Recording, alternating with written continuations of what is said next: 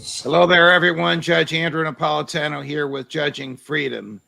Today is Tuesday, April 5th, 2022. It's about 1 o'clock in the afternoon on the East Coast of the United States. My guest today for a return appearance is Jack Devine. Jack is a former acting CIA director of operations. He's today the president of something called the Arkin Group.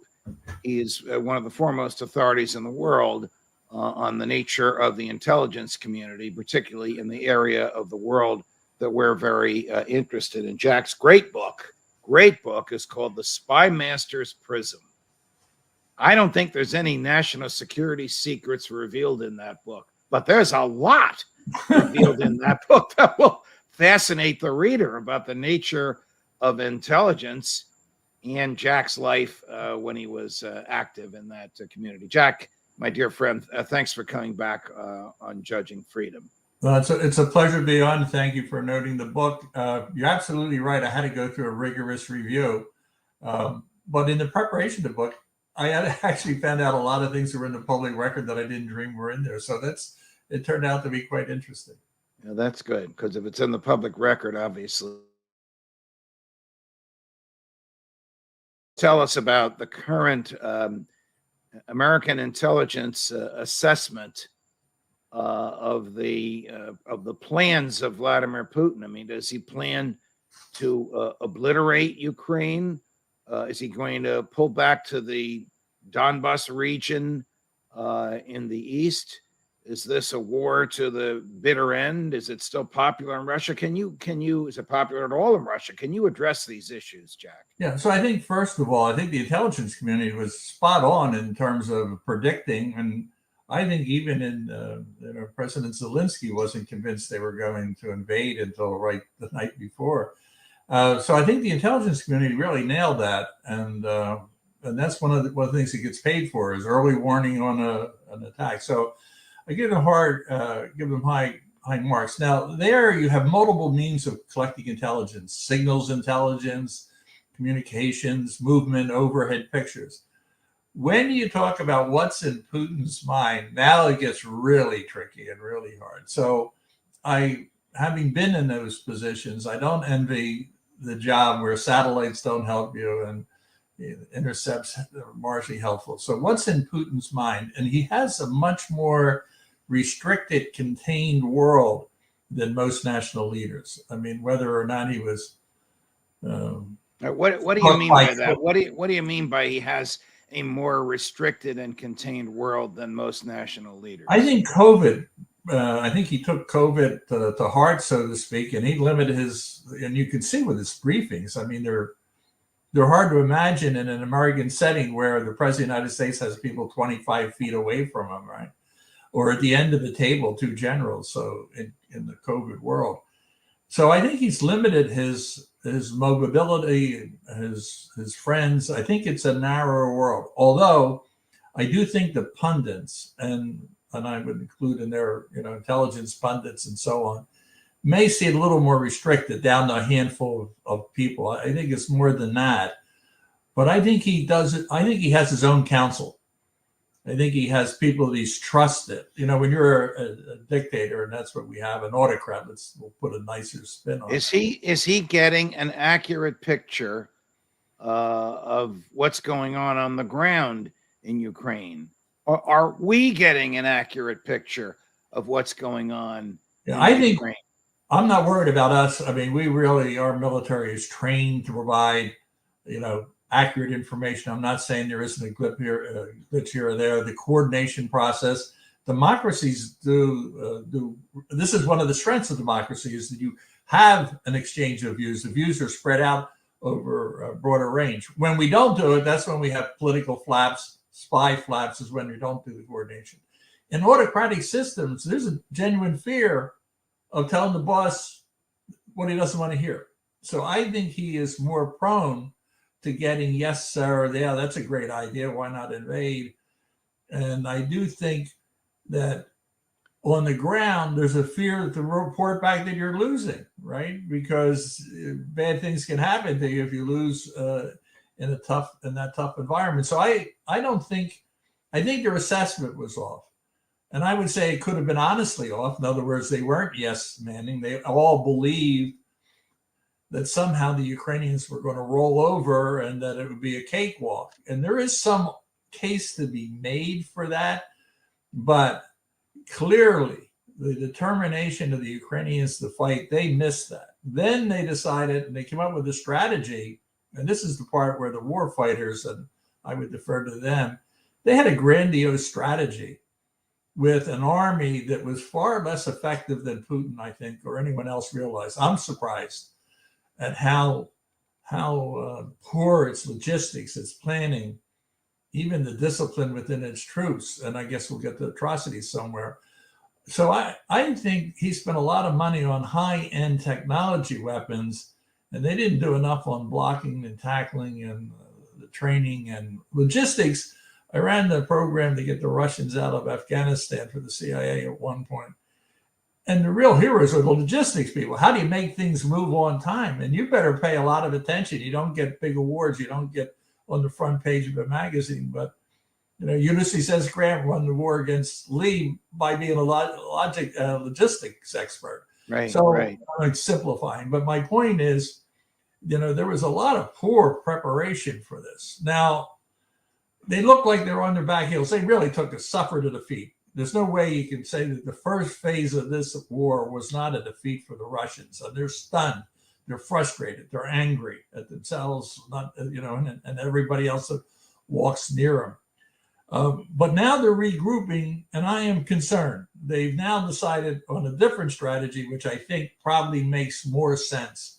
In other words, go concentrate your effort in the East. So I don't think this war is over. And I think there's going to be a really tough fight down there, and it's a different type than in Kiev. Does the imposition of American sanctions affect Putin's strategy at all?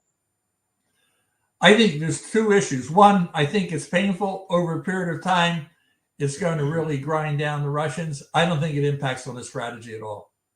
In other words, I think and this often happens in American political decisions in the White House and elsewhere. That is, people talk about oil and the important, but it really often is just straight politics and political. He wanted the Ukraine to make Russia great again and to add all the stands and everything else around it. One of the points we miss is the reason he wanted is the real enemy is us. I mean, this is really a 1950 mindset. So he wanted it. And he wants it at almost any price. And that's what I think we need to realize, that as good as the sanctions are and you make them better, he's going to hang tough. He's going to hang tough on the sanctions, try and find every way to evade it. So the sanctions are not going to change the negotiations. What's going to change negotiations, I'm sorry, Judge, is the fighting on the ground. That's the only thing that is going to change the negotiations. What do we do about the atrocities? Let's assume that they're real. That picture that's been all over the world. I don't know if it's a man or a woman. You can't see the face, with hands tied behind the back and a bullet in the brain, and many more like it. It's gut wrenching. So what's being said widely now is that it's not just in play; it's more general. If that turns out to be the case, then what you have is what I alluded to earlier, an army that isn't disciplined and trained. And, were orders given? Probably not, but was the lack of training, understanding of how you occupy areas, because what you have are troops that are so frustrated, so angry, and they're in a defeat mode, that they do extreme measures and they're not thinking about the consequences. And the consequences are huge, because once you commit atrocities, it puts you in a unique category of countries. And you become a genuine untouchable, right? In other words, how do you have Putin at dinner if he's responsible, or the Russian general? So I think the world will be tremendously repulsed at this, and I think they already are. I mean, I think it's changed the dynamic about fighting to save the Ukrainians to this is a really, evil government, if you will, if it is government sponsored. But I think it's really government shortcomings in the sense that there weren't any checks and balances on this, and their approach to war and looking at Ukrainians. You don't do this unless you really hate Ukrainians. I mean, Wait, but all right. So does he think that he captures Ukraine, those wheat fields, if they're not destroyed, become his? Zelensky flees to Geneva. Does he think he can, and you just said you don't think so, return to the international scene? Never going to. He is this. He shrunk the day he walked into his army walked into Ukraine. In other words, he was viewed as a political force in the world, a powerful guy. Now he'll be a shrunken despot, a criminal who nobody's going to want to deal with.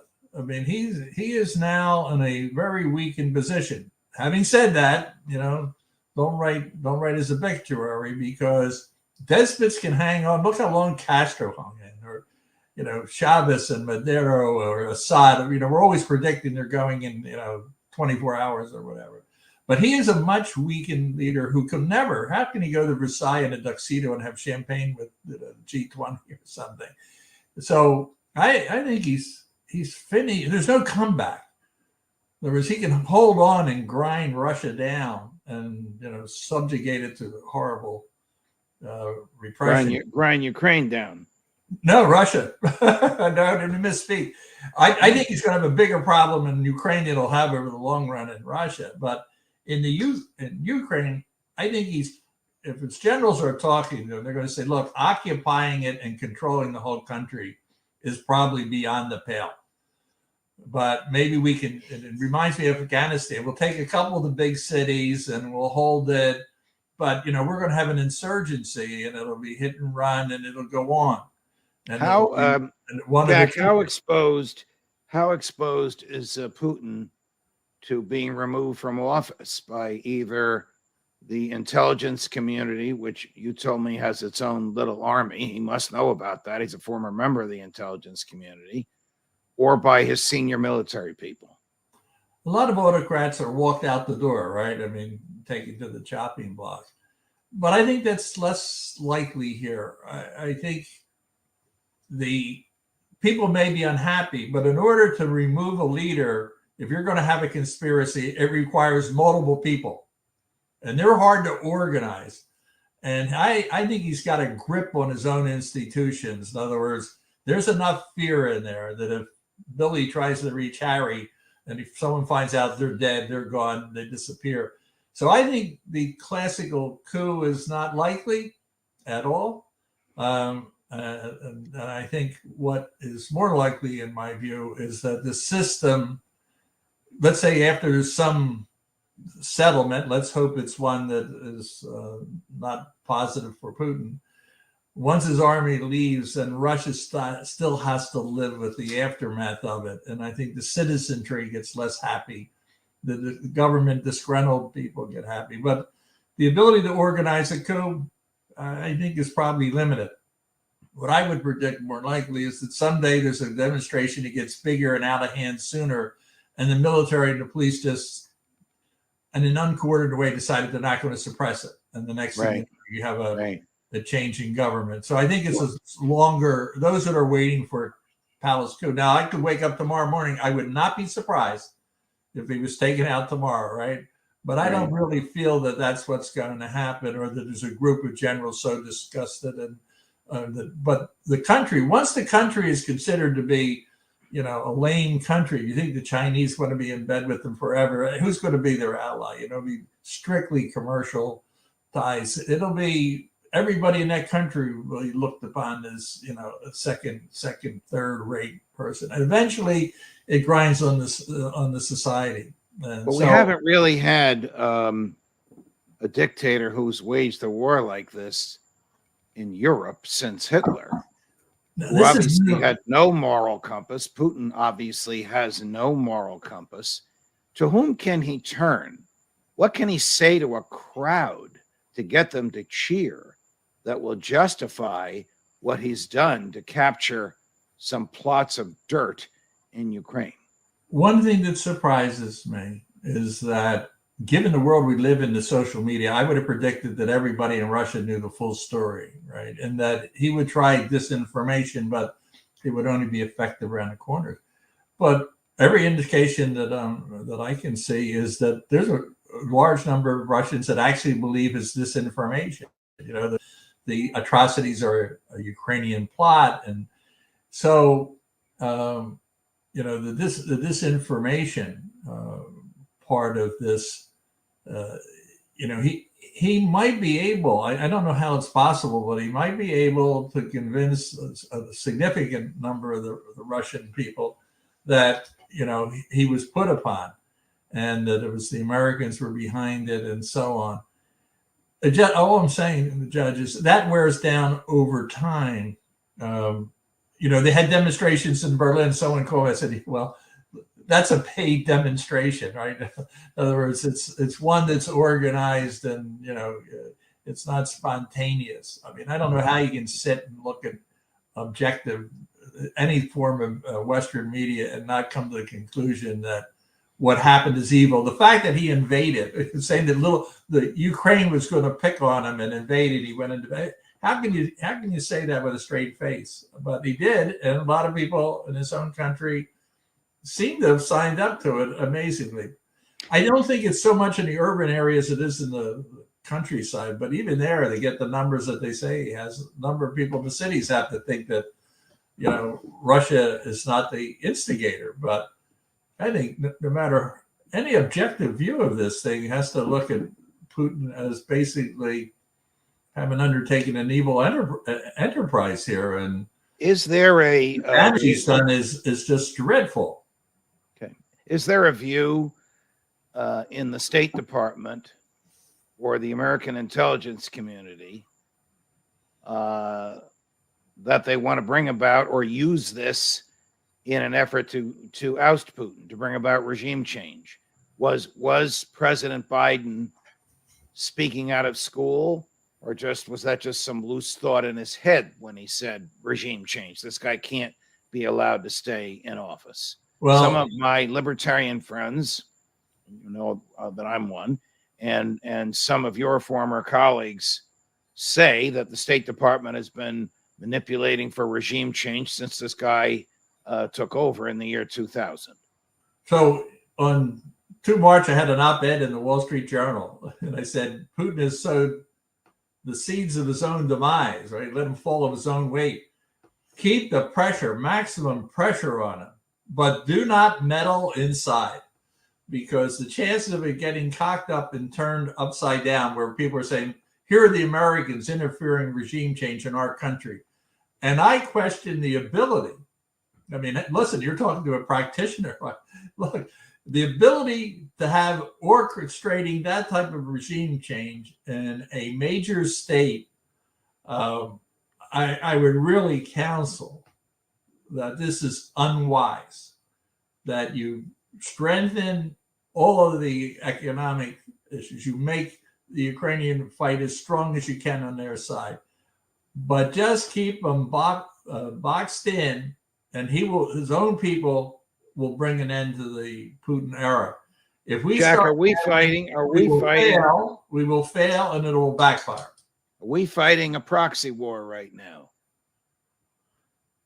This isn't one of our choosing. I mean, this is really Putin decided to go in. There is I see no indication that we wanted to have a proxy war.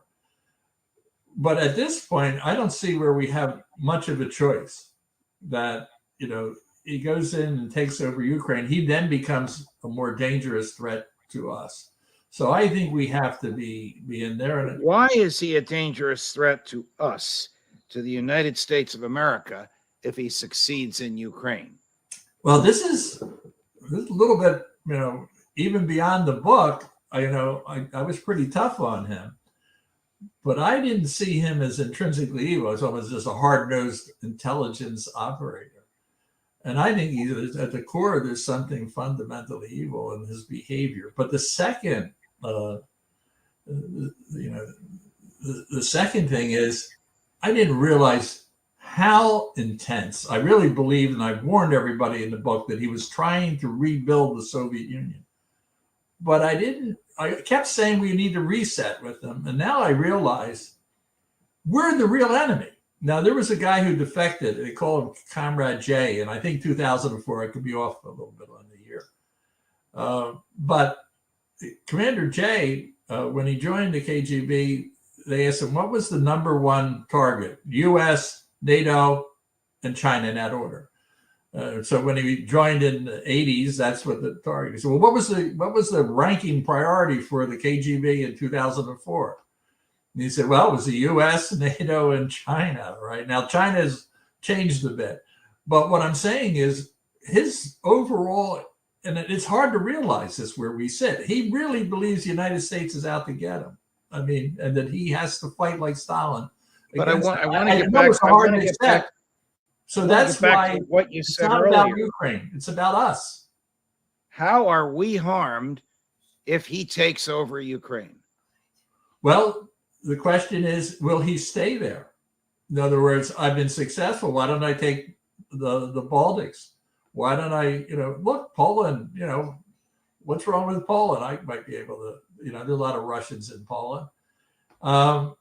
So I think he becomes, first of all, the GDP, let's be practical. GDP, Russia is like Spain or France. All through history, people said, if you have Ukraine, now you become a player. So I think he wants to strengthen, Russia becomes, his nuclear weapons. If you took them away, it'd be a second-rate country. But with the Ukraine, he'd have to be in the league with the big boys. And that's why he wants that. So if he wasn't aggressive towards us, what's the problem? But I'm saying he really wants to have a fight with us. And I think I've been slow to coming to the conviction that it's not just making himself strong. He really thinks that, we need to be taught a lesson. If his tank commanders misread their GPS devices and send projectiles across the border into Poland, and they destroy American military equipment there, maybe even harm some American personnel, what do we do? I think we fire right back. This is when I was doing the Afghan war, there was a discussion about the Stinger. If you put it in, it would start World War III. And very senior people in the intelligence world believed that. I didn't believe that. Look, what are they going to do? And I feel that way. I've been vacillating at least the beginning on the MiGs. But now we're putting tanks in, and we should.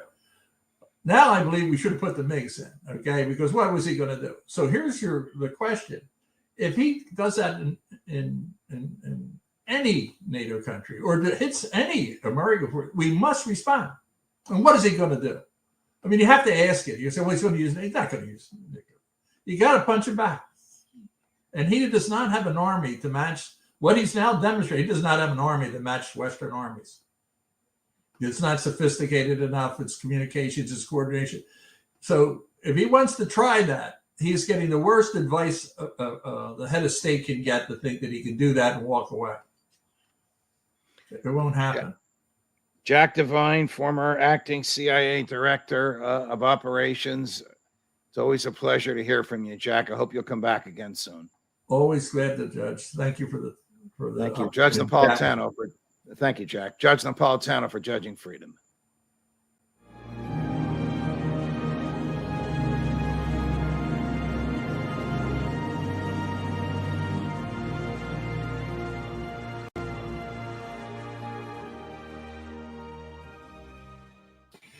Hi, everyone. Judge Andrew Napolitano here for Judging Freedom. Today is Wednesday, October 19th, 2022.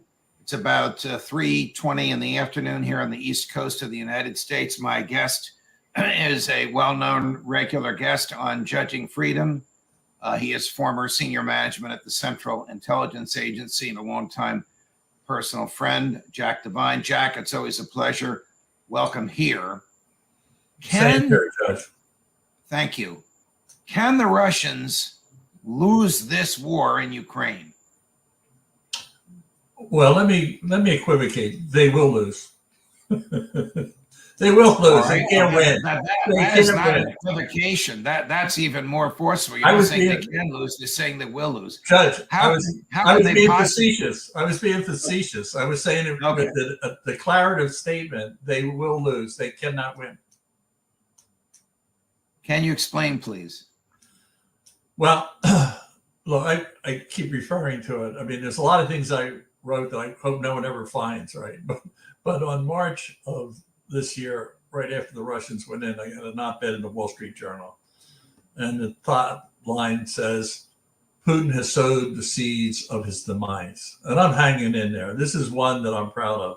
And it says what he did when he crossed, there's no road back. There's no win. You know, you're not Genghis Khan. You're not going to be able to run over the Ukraine, drive it into the dirt.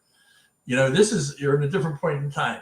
And so what has happened, it's actually more drastic than I imagined when I'd written it. And that is, it's not that he can't sustain against an insurgency like they tried in Afghanistan. He can't win the traditional part of it. He can't even get control over it before it starts to crumble. It crumbled when he went across. I didn't realize the poor condition of his military forces, their training, their leadership, communications, and the state of their equipment. And the other thing that I was talking to someone earlier today, ideas matter. You know, struggles between major powers and ideology, ideas matter. And I think if you scrape everything away, the defeat against communism, the defeat against fascism, is because democracy in a free world is a better idea. What is Putin's idea? He doesn't even have one. He's not a communist. He's not might have fascist tendencies, but he doesn't have an idea. It's me, and I'm trying to capitalize on national. I don't think you can beat the West. He underestimated how quickly we grasped our idea when he invaded. You have NATO. Everybody. It's about the way the world's going to be. We're not really confused on that aspect of it. All right, Jack, you have used the phrase the West, excuse me, and you've used the plural we. Yeah. Have we started World War III? Is this Putin against the West? It just appears to be Putin against Ukraine. Yeah, let me clarify my statement, because I think I should have said. I'm not jumping down your throat. I should have said the West and the Allies, Japan, and whatever countries want to be. Okay, I get it. In other words, but have we wittingly or unwittingly begun a war of the West, whoever that is, against Russia? Well, what I would say is we were asleep, comfortable with the idea. Didn't think our idea was being threatened, right? So it was asleep. It wasn't imperialism. It wasn't like we are going to go and take Russia and convert it into our world. I mean, people have to look at it. Russia invaded a country, a neighboring country that had a democratic city. He didn't like the type of it, but it was. They had elections, and you could walk around the streets and do what you want. He invaded it without provocation. I mean, he says all these wild things that he was being threatened. Russia was being threatened by a country without nuclear weapons. I mean, really, a country of smaller size. So it isn't. But when he crossed, then it became we again. In other words, why he was challenging the behavior that we signed up a large part of the world around a orderly, democratic, free society, that you don't invade each other's countries willy-nilly. Did the CIA participate in the overthrow of the popularly elected government in Ukraine in 2014? Well, I have no definitive answer, but I will tell you, I'd be amazed if they did. Now, well, isn't that what they do? Well, yeah, but I've been lecturing. Like, you see Good Hunting up there, you see Spy Master. You do it very selectively. In fact, you're really onto a hot topic. Why don't we do it in Russia? Why don't we destabilize Iran? Look at the opportunities. It's falling apart. And Jack Devine said in that wonderful op-ed, don't do that inside, because you're not as good as you think you are. And that isn't how it's done. In other words, you don't decide you're going to go in somewhere and overthrow a government. The first step is you have to sit down and say, is there anybody in that country that happens to think the way I think? And what does it look like? How big are they? How strong are they? And what is the idea that you're pushing, right? So my point is, and I was very explicit in the op-ed, do not run some covert action operation. Some guy who's never been in, who's been in the agency but never touched one. This guy will fall of his own weight if you let him keep doing what he's doing. However, just one fast thing on this, Judge. That doesn't mean we don't do anything. We're as strong as we can be. Don't meddle inside his country. He'll be able to rally people, and we will pick some Gucci guy who's not a real Russian, and he'll get slaughtered. So I'm saying let him fall of his own weight. He is going to fall. There's no road back. Is it tomorrow or next month? I can't tell you. But we don't. CIA should not. Do you reject governors? I know you have a different audience than usual, and I enjoy their audience, but CIA's role is not to overthrow government. It should go at it reluctantly. And I'm an enthusiast for action. But all right. I will not read to you what the audience is saying. Oh, but people told me they have wild ideas about me. And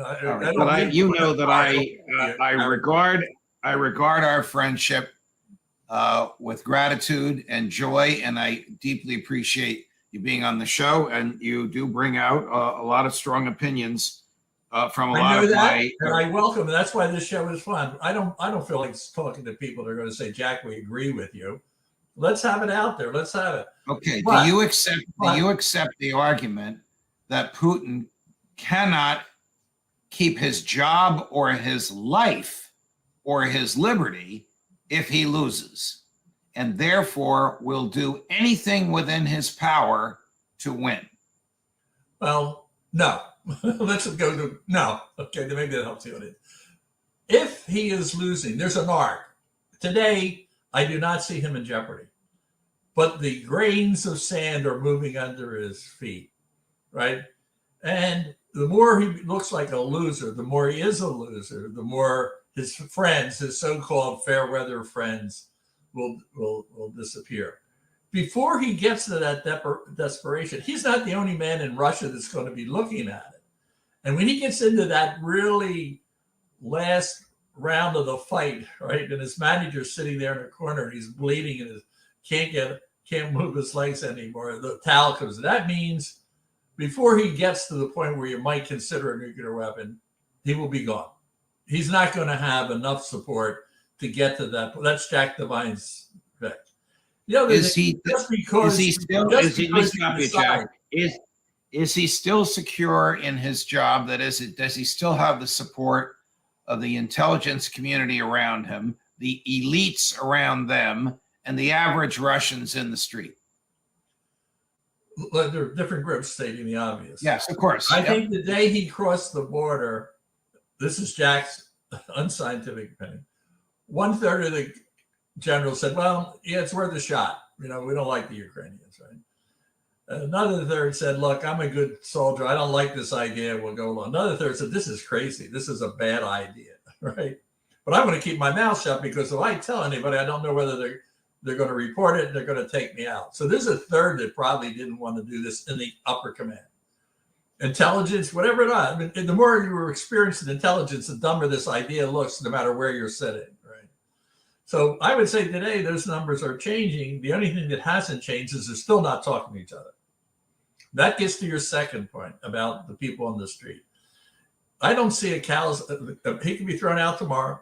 I'll give your audience that, but I don't see it. It'll be a surprise, but not a total surprise. More likely, what I think you have to see is his population, his popularity among the people fading, and that there's continuing problems. It doesn't start, based on my experience in studying of this subject, the real coup plotting. That doesn't start until really late in the game. And I was in Chile when Allende was overthrown. Okay. And there's a lot of popular nonsense out there. Your audience is really the CIA there was a dumb attempt to stop him from becoming president. The CIA said, don't do it. And the president of the United States, Richard Nixon, said, give it the college try. It was a disaster. What happens is everyone forgot that day we got an instruction saying no coup plotting.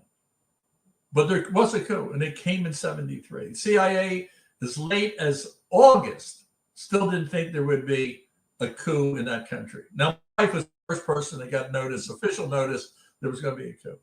When did the generals decide to overthrow Allende? I'll tell you the day. It was in June. And that was the day a group of 6 tanks, I think it was 6, pulled in front of the Manila. They were drinking all night. They pulled in front. And they were going to overthrow the 6 guys. And the commander, the chief of the armed forces, went out and said, listen, you're a soldier. Get back in your tank and leave. So I'm telling you, I was part of the group that said, well, that's it. How are they ever going to overthrow Andy? This is it. You know, in the day, what happened?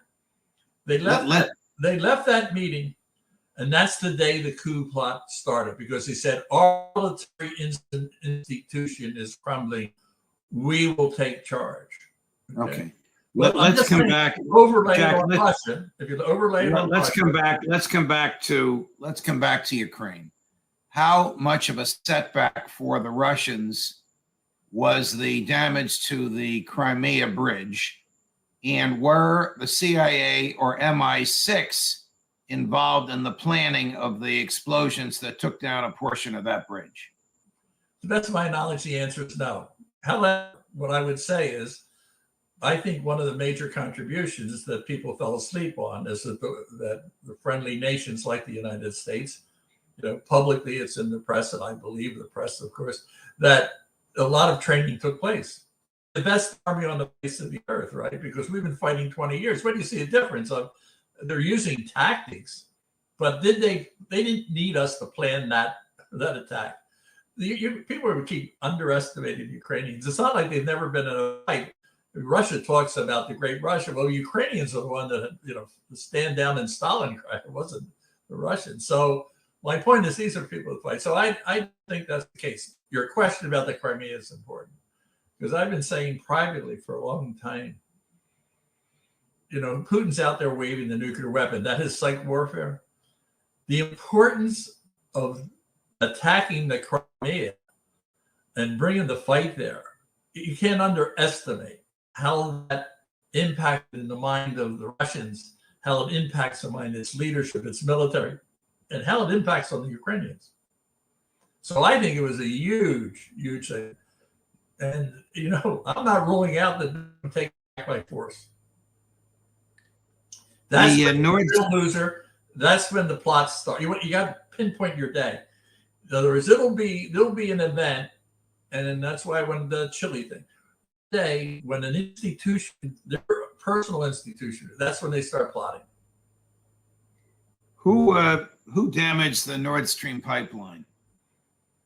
That's a good question. I polled a lot of people, right? I'll tell you what my poll was. It was like five for the Russians, 50%, right? Another 3 were for Brits, right? And then there was one for the Ukrainians and 1 for the U.S., right? So the point is, who are these characters? Retired intelligence? No, I'm going to be fair. Cosmopolitan cross of people. They weren't all New Yorkers either. So my point was, when you get done with it, it's kind of where you come out. I mean, why would we do it? I can tell you why we wouldn't do it. We wouldn't be able to coordinate it with Congress and everywhere else. The Brits wouldn't do it because they felt, I got to tell NATO, I got to tell the United States, right? So there's bureaucratic reasons why not. And then Jack, I don't see the strategic Jack, reason why MI6 and the CIA will do whatever they want. The MI6 is not going to involve the Parliament. All they're going to do is tell their counterparts in Langley. Look, Judge, I see we have to go out and have a bottle of cognac so I can straighten you out on the CIA and the MI6 are really like, you have no idea. I had a lawyer on my right shoulder when I became chief of Latin America, and I suddenly got like the equivalent of like 3 stars. They said, well, I want to introduce you to your personal lawyer. He's going to read everything you write. Okay, only in America will I tell you that happens. So My point is the CIA doesn't do what it wants. And this is something, and I want to stop kidding around. There are hundreds of covert action operations that have been run since the beginning of its CIA's formation. And it's been a controversial part, and I believe a really important part, by every president, starting with Truman. So, but every one of them have been approved by the President of the United States. You cannot find one covert action operation in its history. I have not, and I've studied this, found one that wasn't approved. After the 70s, and I don't know whether it was 76 or 74, there is no covert action operation that takes place that is not signed by the President of the United States and the Congress. So did Joe Biden authorize American intelligence to attack the Nord Stream pipeline? Putin's not going to attack his own pipeline. That would mean he was insane. I'm just going to tell you, what would happen is, if that was the United States, the President of the United States signed that order personally, and Congress, that secrecy would have to have been briefed within 72 hours. You're talking about the chances are that could be a secret. Okay, you're talking about the Gang of Eight, which is the majority leader of both houses and the chair and ranking member of both intelligence committees. Those are the people that would have to be briefed in a secure skiff. Yeah. Right. Probably those briefings. And what is good, but there was a different world. Let me get this straight. Congress, Republicans, Democrats actually could work together on Cold War items. There was a unanimity of how, there might be a difference about how much you put into it. But I was never, the leaks, in my experience, don't come from those meetings. They come from the White House, from the executive branch, because somebody has an axe to grind, somebody wants to. Congress is actually pretty responsible in the area you're talking about. In my experience, despite all the misgivings people have about it, I have a lot of respect for that process. A few minutes ago, you mentioned Japan. Is Japan providing assistance to the Ukrainian military? Japan's not in NATO. No, but I said earlier, and that's why you rightly corrected me. When I say we, I would include the Japanese. I would include all of our allies and that supported us in the past. In the case of the Japanese, I don't know of any specific weapon systems that they have that would be unique that would go there, but they're voting their support. As far as I know, but I've heard nothing that would lead me to believe that they need to. But I think if asked, they probably would. What is your view of President Biden's recent belligerence, both towards President Putin and President Xi? I mean, do we really want to get into a land war trying to defend Taiwan from the biggest military in the world? Well, we could talk style, and then we could talk geopolitics, right? And if I were talking geopolitics and I was sitting down to national security in the old days when I could sit down with Democrats and Republicans in Congress, you would say, look, and this is a really important point, Putin from his childhood believed we were the main enemy and we were out to get his Russia. In other words, he is a diehard anti-West, anti-American. He can smile at those cocktail parties, but people really misread him, okay? So being tough with Putin, I love to mention my book in this context. I was too nice to Putin. I said he was a lousy strategic guy, but he was a good tactician. I take that back. He's not a good tactician, but he is a thug. So I'm not too worried about the political niceties of talking to him. She is a different problem. Here you have a major economic power. We have to get along on a lot of things of interest. This world is Putin is small potatoes on where the world is going, economically, politically. So we need to keep working to find accommodation. But this isn't, people really, I talked about communism, it died everywhere. It died in a certain way in China, but they are communists. The structure is communist. But they've opened and used Western techniques, but they're not looking for freedom. So, the question of how nice you want to be to Xi, but there's a practical side to that. When a guy declares war on your allies and declares war on you, in essence, yeah, you get a different story. So there are two places. I think Teddy Roosevelt had it right. Speak softly and carry a big stick. What Joe Biden is not speaking softly, not about Taiwan, and I don't think he has the sticks necessary to defend Taiwan. I mean, the Chinese Navy will blockade the island. We won't even be able to get troops and material there. Listen, Judge, Putin thought, those Ukrainians, I'm going to roll right over them, right? Anytime you try and take an island, ask the people that did the Bay of Pigs. Right? Islands are really hard to do, okay? We didn't get to this. That's not cost-free. They're not going to roll over Taiwan, okay? I think the Chinese, I don't want to say more than I know, I think they looked at what happened to Putin and they said, well, we have a 20-year plan now. We had a 5-year plan. Now we have a 20-year plan for Taiwan. I think they reevaluated it. It's modern war. Look at this one. I mean, people have to get back and now start saying, how are we going to fight wars? Where's the Air Force? No, it's drones, it's javelins, it's a different battle out there. So all right. What are the big battleships and submarines going to do in Taiwan? Before we conclude, Jack, let's circle back to Ukraine. Does Putin seem to think that if he's vicious enough, attacking Ukraine infrastructure and utilities, power, heat, water, that NATO and the United States will either stop getting involved or force Ukraine to a negotiating table? Is that his theory? He knows he cannot win on the battlefield. So therefore, he's not a quitter, by the way. He's going to double down. He's betting that we're weak. In other words, he's betting just like you've described. Cold winter. We're not going to stay the duration. We're sprinters. He's the long distance runner. Okay. And you look at what he's doing. He's firing these rockets. And it's like the old days when we've had a threat, we shoot rockets out into the desert, right? And said, oh, there, take that. So he destroys buildings and civilians. He's not winning anything on the battlefield. It's psychological. In other words, why do I wave nuclear weapons? Because people start cringing and getting worried. He's working to break our will psychologically. He cannot do it on the battlefield.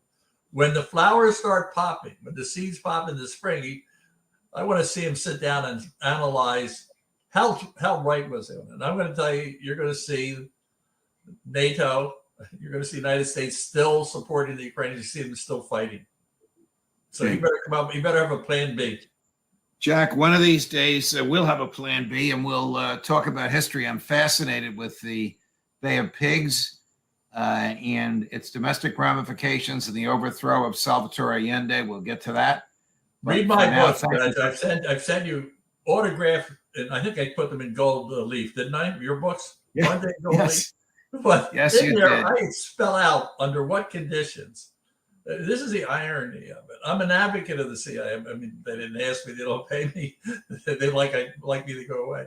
But I'm an advocate for the mission. I'm an advocate for the use of covert action before you put a big army on the ground. But I am meticulous in saying, don't do this as a lark in some movie script. This is serious stuff. And these are the 10, 15 principles. So I'm going to leave you in deep suspense about what they are in your audience. And instead of your audience getting agitated about my audience is agitated. I suggest they read a little bit more. They read and they know my personality. They know I like to stir the pot. Yeah, well, I like to stir the pot. They like to stir the pot, so do I. So we have a good group here together. All right. Jack Devine, it's a pleasure. You're a gentleman. We'll do it again soon. Thank you, my friend. And listen, I'm telling your audience, God bless America, because you are allowed to have these views that you have. Okay, cherish them, and I welcome them. I'm in that spirit. Fire away. Have yourself a good time, because God bless America and our freedoms. God bless you too, Jack. Until the next time, Judge Napolitano for Judging Freedom. Judge it well.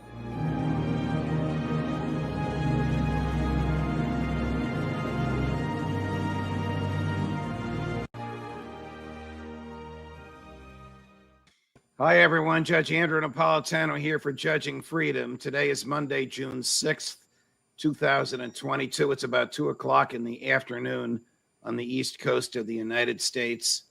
My guest today is a Judging Freedom regular, Jack Devine. Jack spent his entire career in the Central Intelligence Agency and knows a great deal about Russian influence in the United States and what our intelligence community knows about what the Russians are up to. And he's written books about it. His great book is called The Spy Master's Prism. Once you start the book, you can't put it down. Jack, it's always a pleasure. Thanks, and welcome back to Judging Freedom. Well, thanks for having me back on, Judge. I always enjoy it. Thank you. So you and I have spoken several times during the course of the Russian invasion of Ukraine, and each time you are of the view that the Russians will win. And of course, you can't always tell how it's going at the time we talk. But what's your view today, about 102, 103 days into the war? Well, I didn't think they were going to win in the sense of occupying. And what I wasn't sure of is on the eve of when they invaded, and just how vigorously the Ukrainians would fight. But I called a very good friend of mine who's well wired there, and he said, Jack, we're going to fight. So I actually believe they're going to fight. That they would be as successful as they have been is a real surprise. And that the Russians have been so feckless on the ground in terms of having an army and logistics. I mean, the first 70 days was pretty abysmal, and I think it was a shock to the world, including those that watch it closely in the intelligence world. So I've actually been thinking for a long time that you end up with a stalemate, and maybe not a ceasefire, but the Russians they haven't done it yet. There's a point where, they moved everything out of Kiev, and now they're down in the eastern corner. They're going to push as hard as they can, and the Ukrainians are going to push back as hard as they can.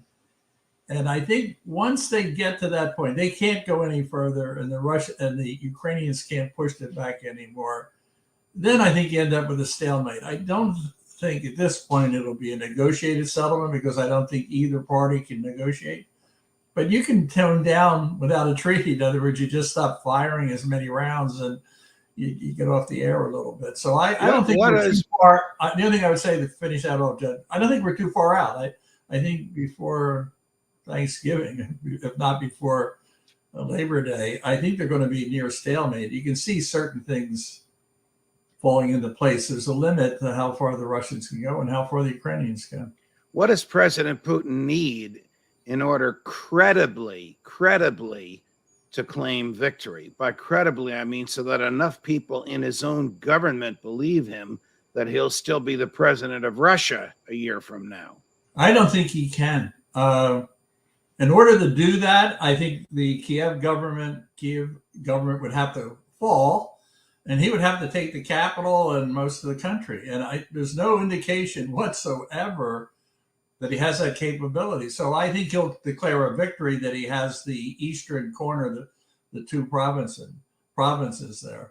But that's as far as it goes. And frankly, he had unofficially sort of claimed that earlier. So I don't see it's within grasp anymore. And I think your point about a year, I wrote this op-ed that we talked about on March 2nd saying his days were numbered. I didn't mean literally the next 5 days, but his days, and he's over. I mean, he cannot come back as a powerhouse in his country, around the world, and it's just a question of time. It'll be his own people that bring him down. So a year is not a bad bet. I wouldn't take that. I mean, that's not unrealistic for where. Is he forever going to be an outcast in the European community, or will he at some point come back into their good graces? How can he come back after the atrocities? In other words, if there was a war in which it was fought traditionally and it was evenly balanced, you could say, well, we could work his way back. After the atrocities and the vicious bombing, and he can't work about who's going to have their picture taken of him. I mean, really. I mean, he's in his own country. I think he's going to have a hard time developing the stature. Before he went in, it was his high point. That was my thesis. It remains my thesis. Is it a normal in a limited war like this? By limited, I mean limited to one country versus another. This isn't World War II. For one side to lose 11 generals, is that a coincidence, or are the Ukrainians, perhaps with assistance from the West, targeting the Russian senior military leadership? Well, 11 is a significant number, and there's no question about it. But they have a different structure. Their structure doesn't give the captain, the major, and the lieutenant colonel a lot of authority. So if you don't pass down the authority, then their general has to get closer to where the action is. And I think that distinguishes their model from our model. The second thing is, and I'm not professing inside information, but clearly the Ukrainians have been training. And actually in the book, I go into this. I said, and that was 2018, that they're not the army of 2014. They've learned some lessons, but they may not have received all the sophisticated weapons and the amount, but they were clearly have been trained to fight this kind of war, where I think the Russians were still fighting, going through the bulge type of war strategy. So I think that a lot of their techniques, I don't think the Russians were ready for it, frankly. There's no indication that they had any idea of what they were getting. At some point, we should talk about the Stinger, just because of its, I want to make a point about. Well, I do want to talk about what modern weapons changed the battlefield. Okay, I do want to talk about those weapons in this context. Putin has warned the West that he may do something if he's obviously saying this for consumption in the United States, continue to arm the Ukrainians. What is this threat, and what could he possibly do? What he can do is talk loud, and he will get reception from people in the West and the East that are prone, fearful. Let me put it this way. I told you last time, I think I made a mistake because I sort of went along with the idea that, well, maybe we shouldn't put those MiGs in. And when it was discussed in Poland, I thought, wait a minute. Why not? What's he going to do? Oh, he's going to invade Ukraine? He's going to invade Poland, but after what he just showed?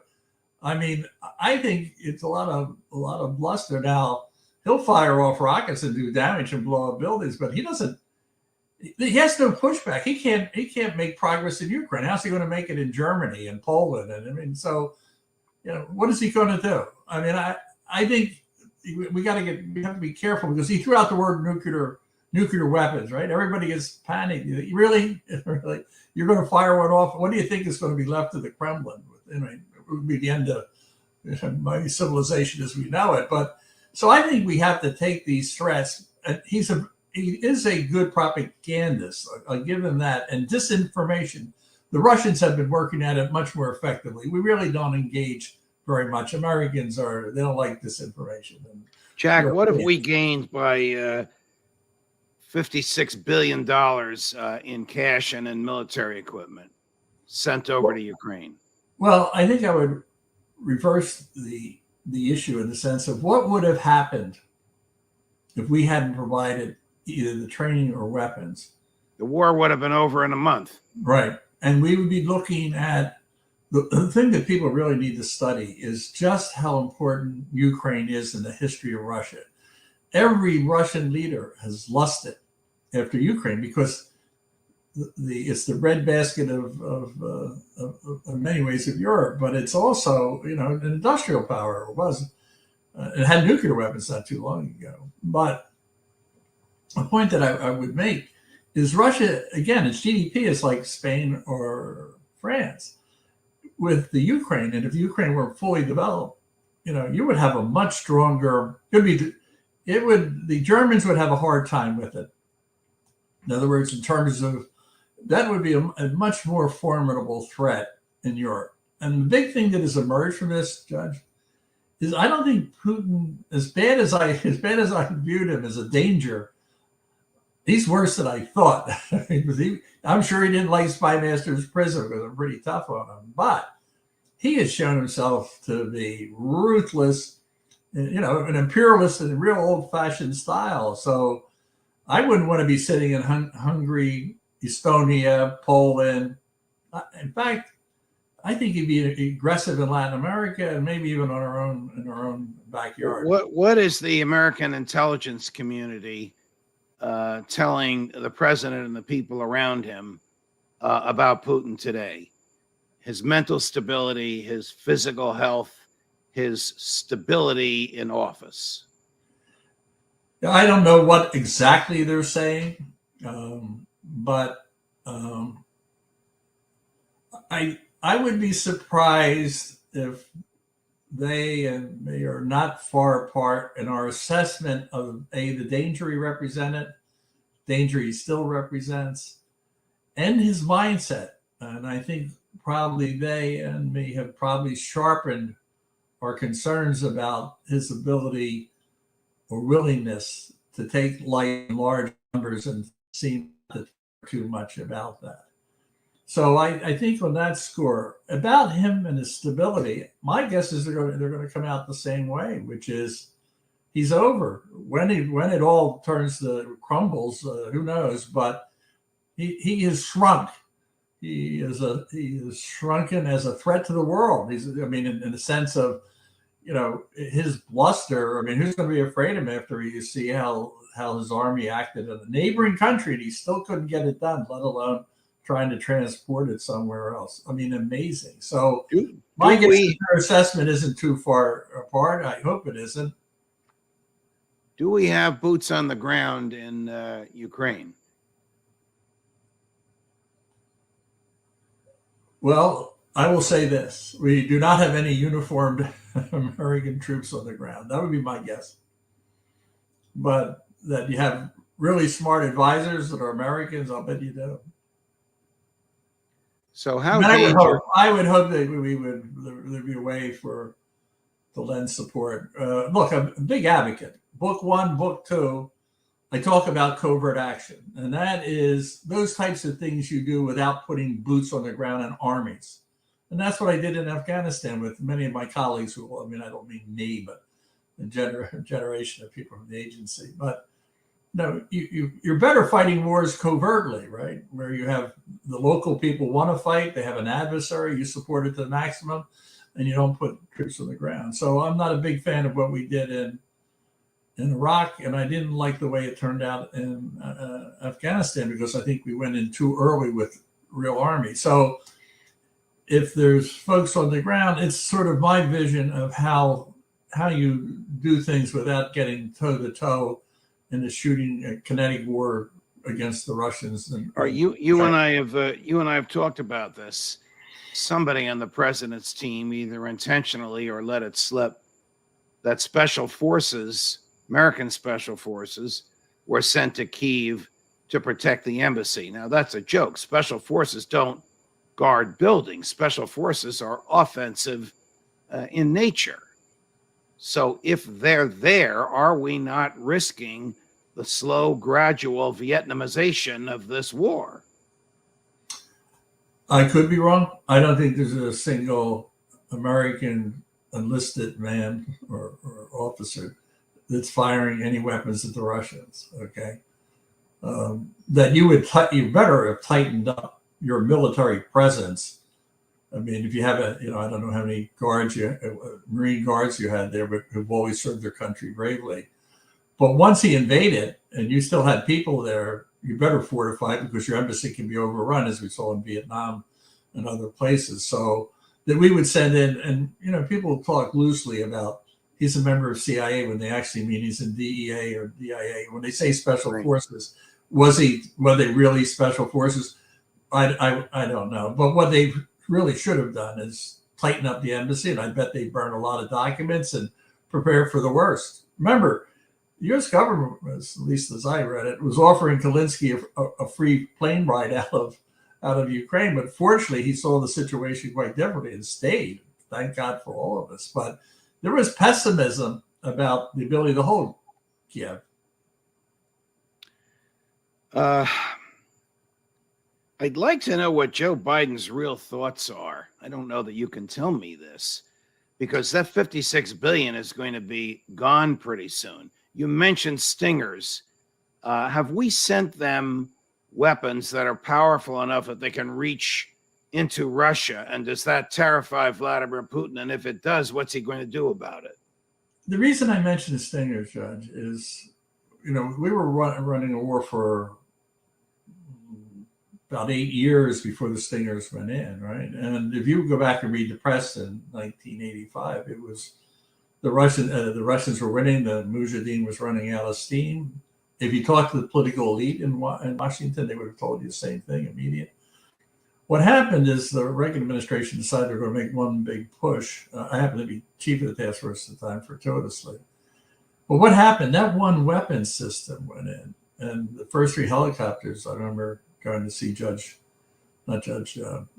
Director Casey and showing him the photos of the shoot downs. And their strategy changed. They started flying way above the range, and then they were ineffective on the battlefield. And that's when the Russians started to plan to leave. Now, that was the first time Stingers were introduced. What happened in this war, you don't hear as much about air power as you did in years gone by. Why? Because the Stinger, takes out helicopters, and so they were there. We put the Stingers in. We put the Javelin, which is anti-tank. And when I was in the Afghan program, we were looking for the Milan missile to take out tanks. So those things were terribly, terribly important, and that's why I don't think the Ukrainians would have been able to fight on without those 2 weapon systems. Your question is, okay, now we're 100 days into it, and artillery is now the key and the range of it. So the Russians can sit there and fire artillery, and the Ukrainians can't fire back because they don't have the range. Everything that's said publicly by the president and the administration is those weapons are on their way to them. And I don't blame Putin for jumping up and down. So don't you dare do that. But I am glad that the administration sees it for what it is, and that is, what are you going to do about it? Why don't you back off? Why don't you pull out? Why don't you stop, slaughtering these people? Why don't you back off, and then you wouldn't have to worry about whether we put them in or not. All right. We'll have you back soon, Jack. You said maybe Labor Day, maybe Thanksgiving, but over by Christmas? The stalemate between both the Russians, that would be my bet. By Christmas, everyone's going to be exhausted. I mean, the support among the allies is, it's going to be tenuous. Here in the United States, if we run into some of the economic headwinds, it's going to be tenuous. But remember, Putin is looking in the mirror, and he's not going to get any stronger. His economy's not going to get any better. Fewer deaths on this battlefield are not going to happen. He's not going to really regain much territory. So I think at a certain point, you're at a stalemate. And is there a brilliant statesman who could come in and cut a deal? Maybe. I haven't seen him, but that's possible. I'm more inclined to think it just, sort of dries up little by little. And then once the fighting's over, then everyone in Russia looks at him, and including his own leadership. And there's a lot of division in Moscow, quiet as it may be, about what a mistake this was. Well, once the fighting's over, they're going to have to contend with guerrilla warfare, the likes of which they've never seen. Well, that's the point. How far down can you turn it? I mean, that's going to be a really good question. And you don't have the guerrilla warfare unless you think you're going to gain something, right? I wouldn't be in other words, if Russia dials down, you have to be careful about forcing them to dial up. So will there be guerrilla warfare? I think all along they've had very good tactics. So I hope the Ukrainians, at some point, we recognize, it's like a judge, this, in settling a case, there's a line, and when both parties will agree, right? You know it. And if someone misses it, it gets really messy for a long time. So I think we're looking for that type of settlement where, it's not going to get better. It's only going to cost us more. But he's slow. Putin's slow at it. And the Ukrainians have every reason to be angry and wanting to preserve their integrity of their territory. Jack Devine, always a pleasure. You're always welcome here. Thanks very much, my friend. Thank you. Always a pleasure. Judge Napolitano for Judging Freedom.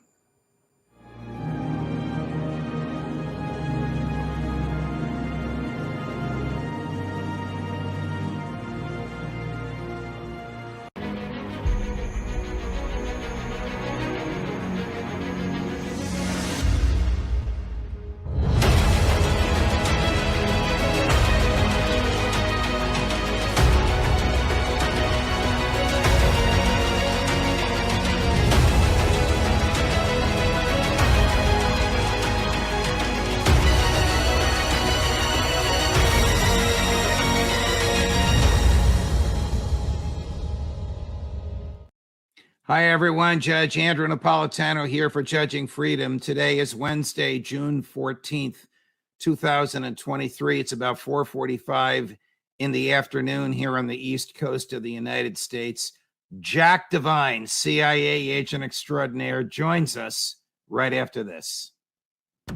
When it comes to carrying valuables or even firearms in your vehicle, most people feel they have to choose between safety and convenience. A vehicle break-in occurs every 36 seconds in America. Give Dad the perfect Father's Day gift this year.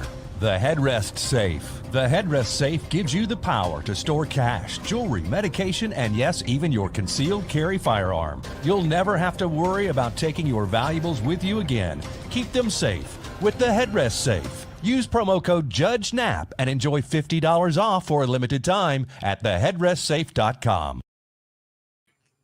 Jack, welcome to the show, my dear friend.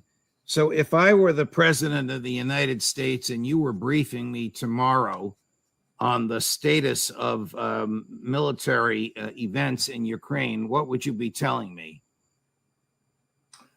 Well, I think I would be saying I don't see surprises here on your previous briefing. That basically, the Russians had a big offensive. It petered out, as I thought it would, and had mentioned it on here. We hyped the counteroffensive. I don't know why we felt we needed to do that. When I say that, our allies, we did, the media, that there was going to be a big counteroffensive. I don't know whether they thought we were going to drive the Russians to Moscow. But I think what's happening is I think you're starting to look at a smart maneuvering counteroffensive. But as I said on this show several events ago, that, I think they will make some progress, and I think they'll show some weaknesses. But I'm not expecting a decisive development on the battlefield. Decisive in the sense of war ending or getting to the table. I didn't expect it when the Russians did the offensive, and I don't expect it now. So my opinion, if you were the president, is I'm sticking with it, and that this is going to be drawn out. And the real action will start after these two offensives, when people reevaluate what the next move is. All right. In this mock Q&A we just did, where I said, if I were the president and you were briefing me, I think you spoke honestly and candidly from your knowledge from open sources and from your own sources. But doesn't the CIA, when they brief the president, tell him what they think he wants to hear? I hope not. I hope not. There's a long tradition in the CIA. It's really worth, those that are interested, going back and reading about Sherman Kent. Sherman Kent, when they first created the CIA, created the analytical group. And they really looked at it philosophically: strategic intelligence, current intelligence. What went to the president? What was our job? Our job is to put the facts on the table. One of the most desirable documents in Washington is the president's daily brief. Every day, right, a hand-carried briefing is brought to him.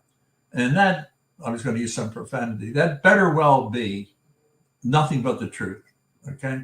And first thing, is professional. You never want to bring junk to the president and have to face it. First of all, there's a responsibility to do what you were hired to do. Why join CIA if you're going to be a propagandist? All right.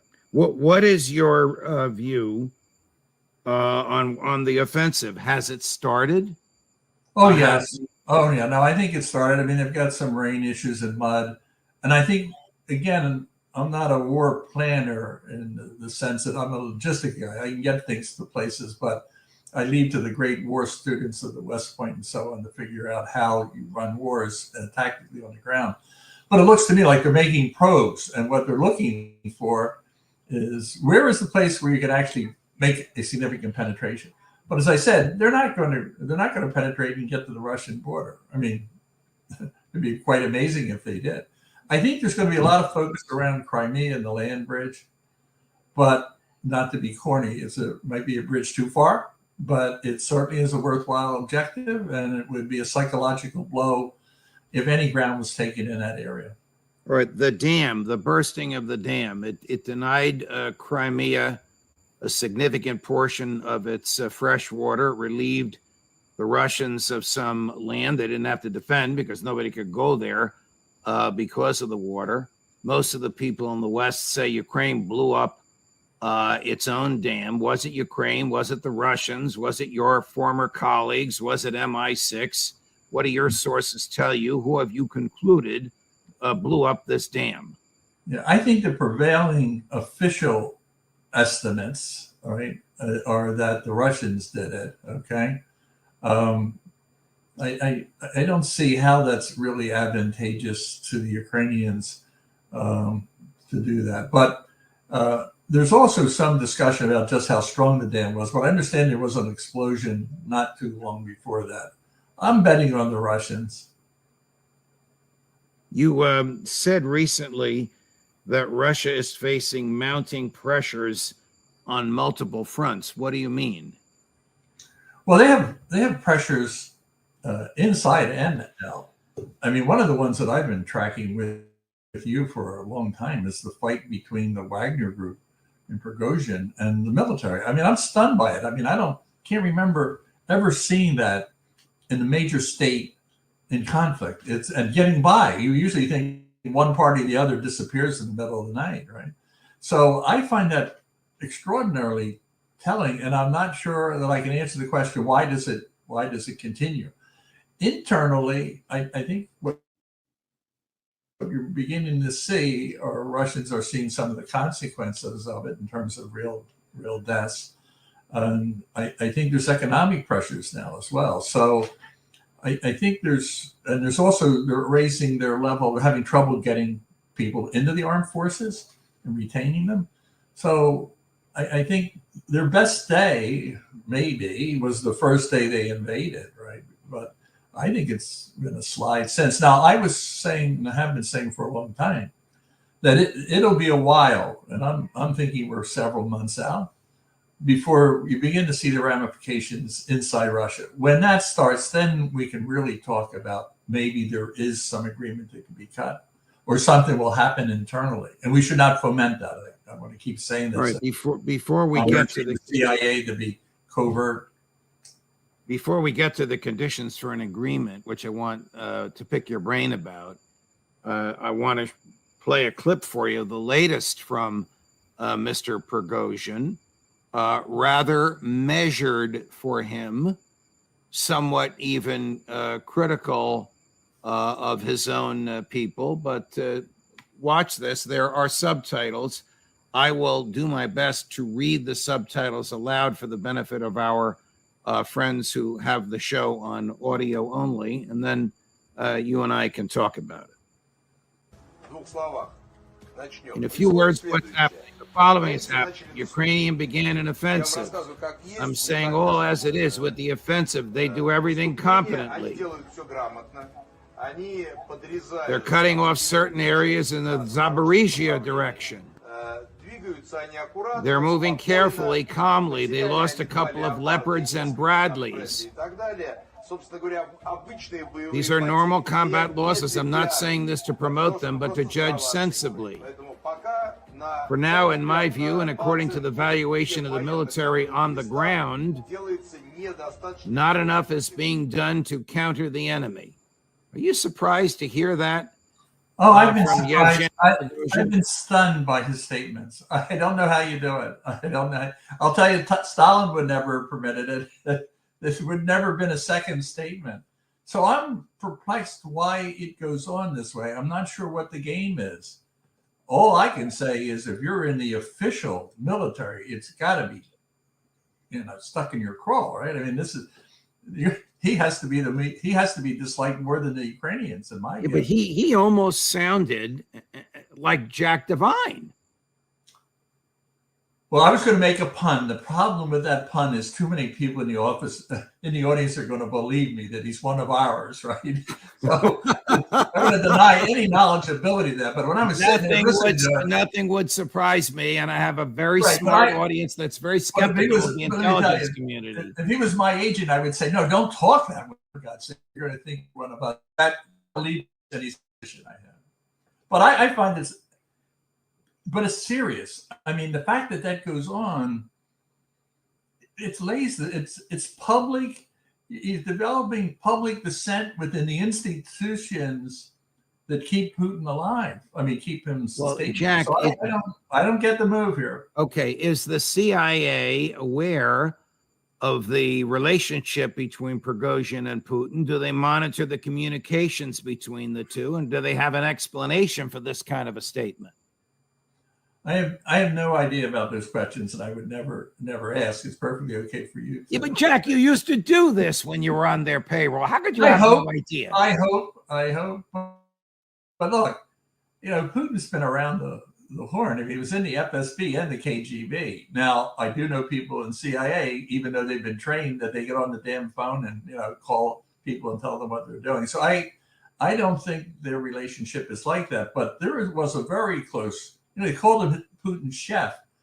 If he's Putin's chef, you better watch the pumpkin soup that he's not trying to poison him, So my point is, they've had a really tight relationship. And I think what I've been reading over the years is that some of the funding is coming out of the government. But, it defies my way.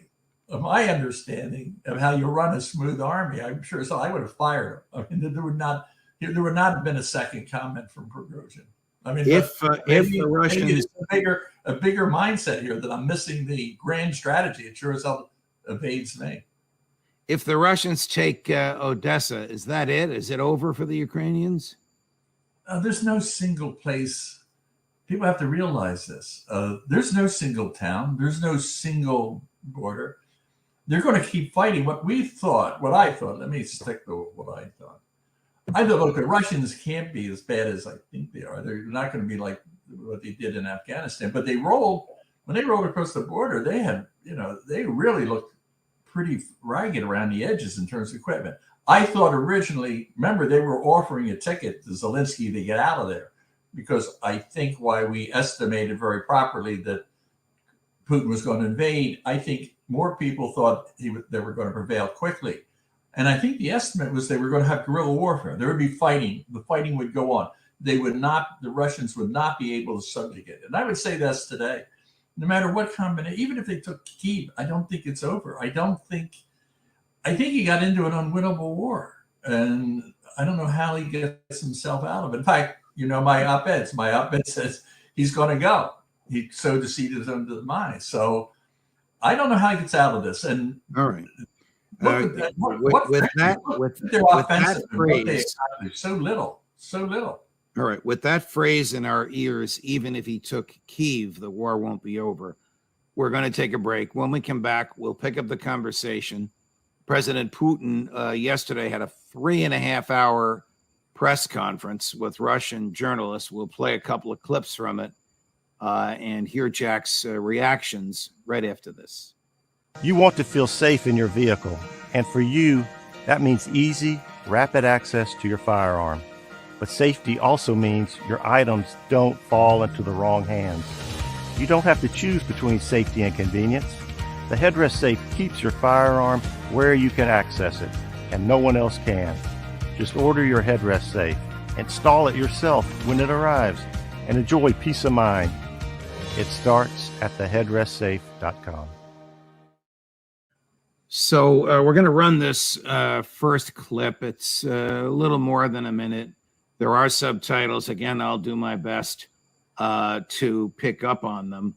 I think you're going to be, if you haven't seen this, Jack, it's just me knowing you. I think you're going to be pleasantly surprised at President Putin's candor here. He's talking about the strengths and weaknesses of the Ukraine military to about 30 Russian journalists. During this time, they lost over 100 tanks and over 460 armored vehicles of various types. This is just what we see. There are still losses that we do not see that are inflicted. The Russian Federation has also been using high-precision weapons, attack large concentrations, so there are actually more of these losses on the Ukrainian side. And so by my calculations, it's about 25, maybe 30% of the volume of equipment that was supplied from abroad. Here's about. It seems to me that if they count objectively, they'll go along with it. But as far as I've seen from open sources, from Western sources, that's about what they seem to be saying here. So the offensive is on. And these are the results to date of what I've just said.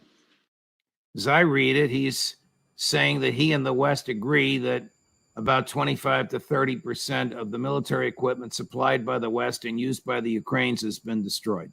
What do you say?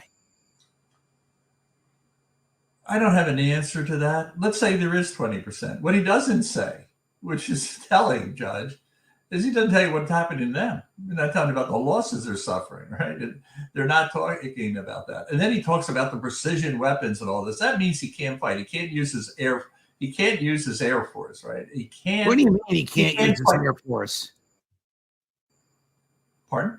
Why can't he use his Air Force? He doesn't. Where's the air? Where's the? Well, because he's going to be shot down by Singers and other anti-air platforms. So he's not flying in and bombing them.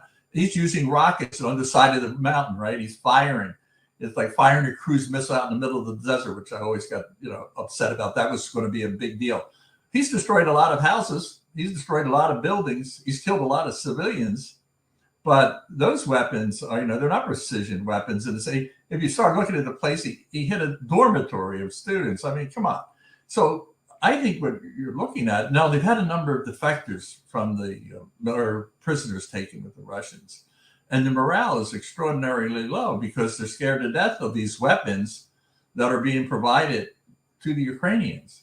So in combat, when you're busy fighting, yeah, you lose equipment. They did lose some leopards for sure. But again, you're talking about hundreds and hundreds of weapons and platforms going in there. So if he's trying to suggest for a minute that he's had some sort of pushback, show us where. I don't think there's any map by any Western outlet that has any respectability that shows the Russians are making any progress against the counteroffensive. And right. Here's President Putin talking about what happened in 2014. He does not mention the name of your former employer by name. He does not mention Victoria Nuland by name, but I think you'll know exactly who and what he's talking about. Again, I will read the subtitles. But listen, this was not the first coup. And how did Yushchenko come to power in Ukraine? What, as a result of legitimate actions? Do you want me to show you how he came to power? We know that they came up with a third round of voting. What bloody third round? It is not provided by the Constitution. This was a coup. But at least it was passed in a relatively peaceful way, and we communicated with them. I went there. They came to us. No, it came to a bloody coup d'etat. It became obvious that we are not given any chance to build normal relations with our neighbors and the fraternal Ukrainian people. It's all nonsense. Nonsense. What is he talking about? They had a fraudulent election. I mean, you had, a number of independent advisors looking at it. They tried to skip the election. Let me know when you know of a Russian election that's fair and square in the history of mankind. So this is all nonsense. He had a puppet in there, and he got annoyed because he fell down and knocked down, and the people in the streets, took over. I mean, the CIA. Are you telling us?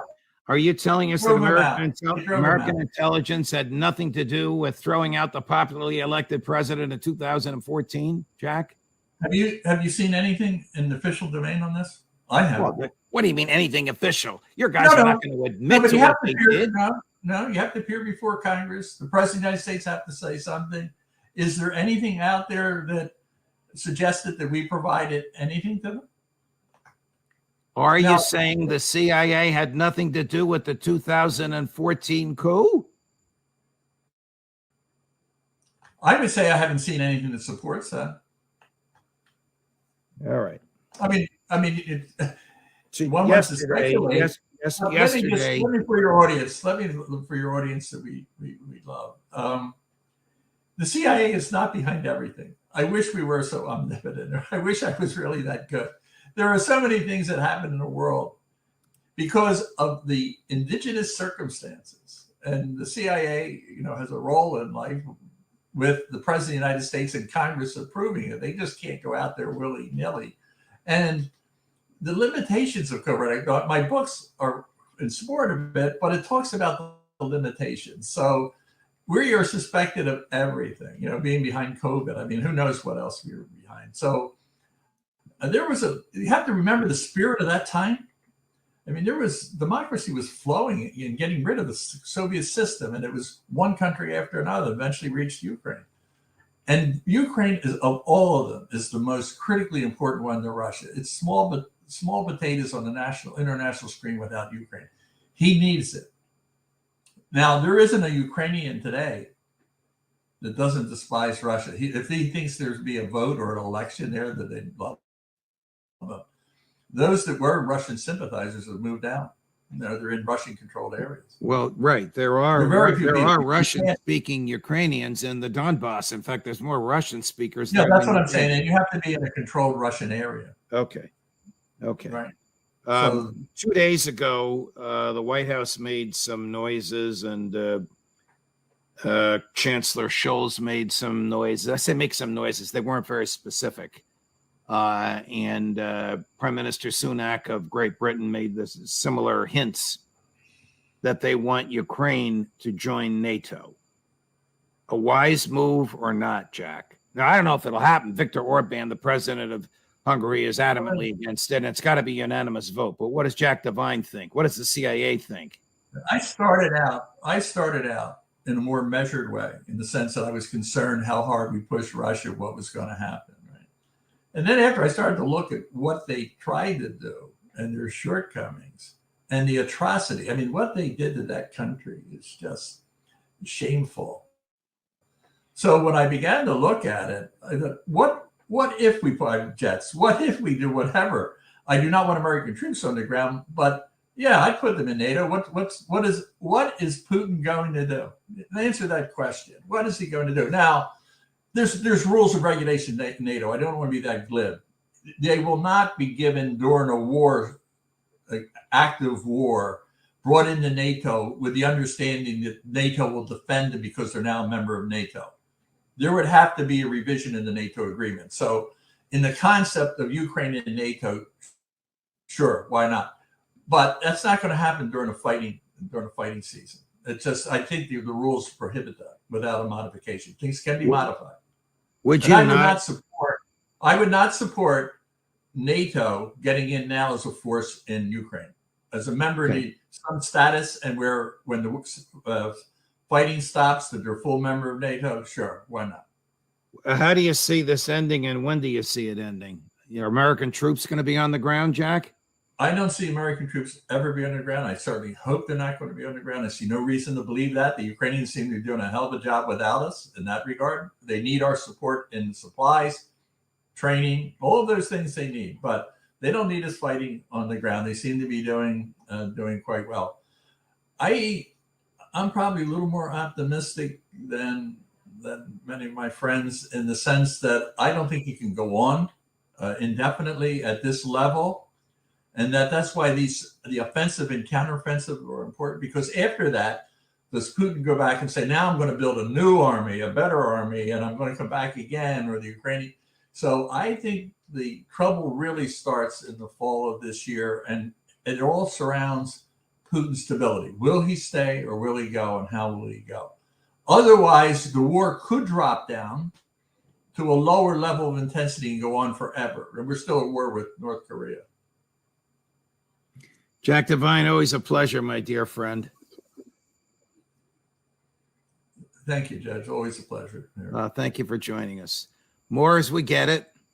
If you like what you just saw, whether you agree with Jack or not, like, subscribe, tell your friends. Judge Napolitano for Judging Freedom. The headrest safe is quick and easy to use. Some may even call it a game changer. The headrest safe acts as a safety net, protecting your belongings while keeping them out of sight and out of bounds of others, serving as security while also keeping your valuables in bounds. That's what the headrest safe provides for me. Game, set, match.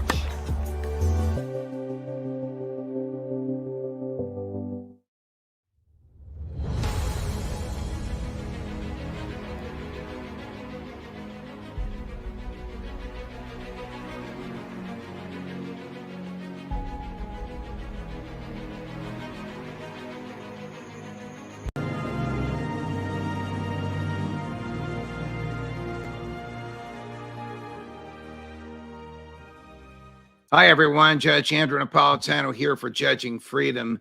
Today is Thursday, March 16, 2023. It's about 11 o'clock in the morning here on the East Coast of the United States. Jack Devine joins us now. Jack, always a pleasure. Welcome back to the show. The last time we spoke, it looked like the Russians were going to overtake Bakhmut. Now it looks like there's a stalemate there. There have been a lot of losses on both sides. Should the Ukrainians just give this up and not lose any more human beings? The city is 70 to 75% destroyed. There's 3,000 civilians left out of a normal population of 100,000. How does the government decide, the Ukrainian government decide what to defend, or the American government decide what to help them defend? Well, I think, Judge, we've talked about this a couple of times. Remember, you had a few guests, we won't quote them. The big offensive was coming, the 300,000 man army was going to roll. And, we're talking about one town. Now, the problem with this is the little bit that they've got, they've paid a huge price. The question shouldn't be whether the Ukrainians can tough it out. Are the Russians prepared to continue to lose the high number of casualties and for that little piece of territory? Then what happens after the Ukrainians pull out? Okay, we had that town. It's a victory.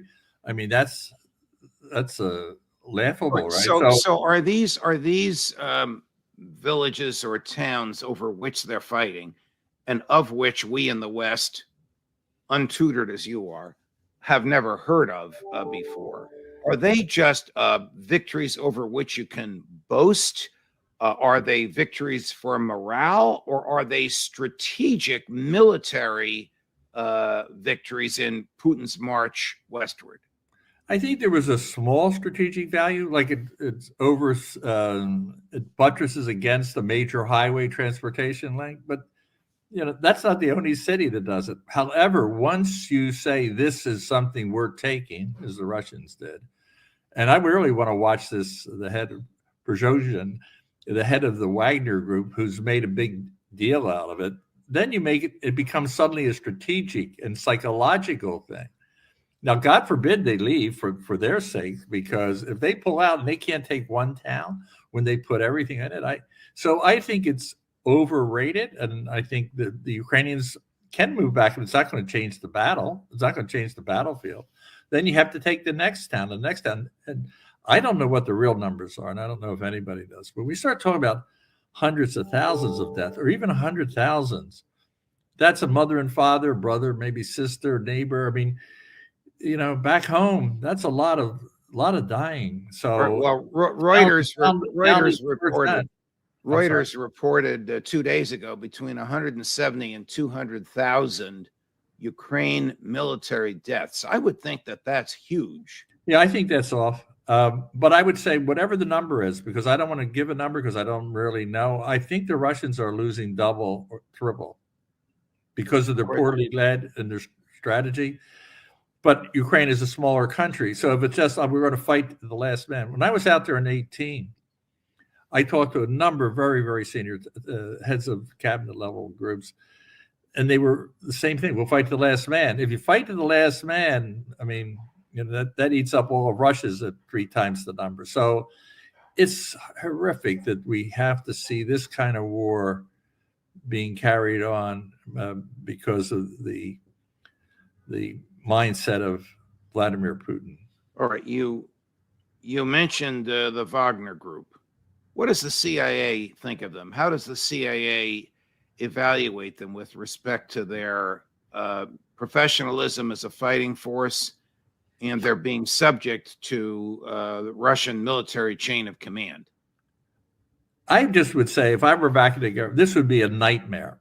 If I had some private sector group out there running a war, and you were in the chain of command, you were the head of the armed forces, air, navy, and you have a paramilitary guy out there. And remember where all the basic recruits are, not the better soldiers. He has some good mercenaries. Most of them are criminals left out of prison. And he has a problem now because there are only so many prisoners in Russia, and they've been using them as cannon fodder. In other words, they are the first wave in every attack, and they're going to when you say they, you mean the Russian military or the No, this is the Wagner Group, but okay. The Russian military is also letting it happen. I think the key, Judge, above all things, think of yourself, Vladimir Putin, and Prigozhin is saying, I think I'm going to get in politics as well. Suppose your contractor is criticizing the armed forces. Think about the United States. If one of the defense contracting groups was given a big mission and they kept criticizing the commander-in-chief of the armed forces, they wouldn't be around for a long time. That's what I talked about a year ago when we first started talking about this. This is dissent. This is not the way a smooth operation runs. It's the building of resentment between regular army and special forces. And it's out in the public because of social media. He is a very outspoken guy. Does the government if I were Putin, I'd be worried. Does the government fund the Wagner Group, or does Prigozhin and his billionaire buddies fund it?